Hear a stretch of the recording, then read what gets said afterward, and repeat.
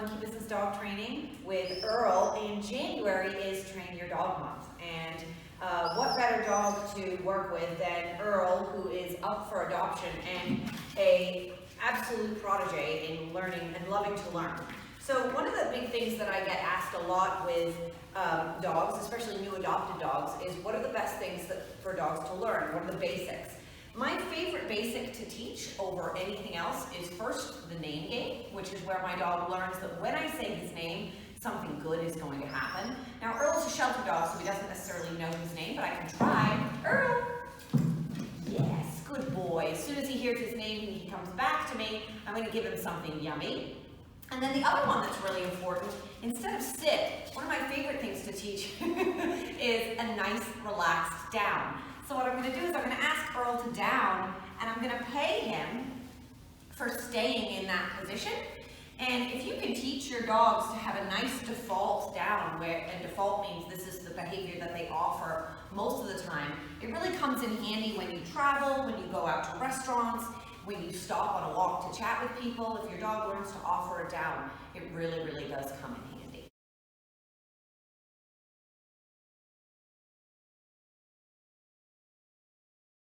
A big question that I get from a lot of people when they're training their dogs is how often should I train and for how long?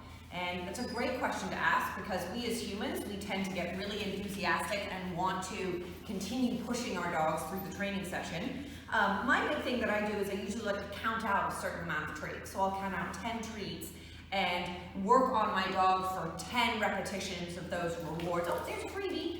And then by the end of it, I know it's time to give my dog a little bit of a break, maybe play some games, maybe let him go rest, and then I'll go back and maybe do another session of 10 treats. So that may last 2 minutes, it might last 5 minutes, depending on how advanced your dog is and how good he's doing with sequencing in terms of pairing multiple cues on top of each other. You might be able to make 10 treats last 10 minutes. But the ideal thing is to not go too long and have your dog get tired of the training. Sessions are much better being short and sweet and positive and leaving it with your dog wanting more than too long and your dog is full and tired and ready to be done with this learning stuff. As your dog gets better at behaviors, you can start doing things, like I said, called sequencing. And sequencing is where you start adding multiple behaviors together before they get just one treat. So for Earl, if I ask him, come on up, Earl, sit. Then I have him down, come on up. Come on, Earl, you can do it, yay.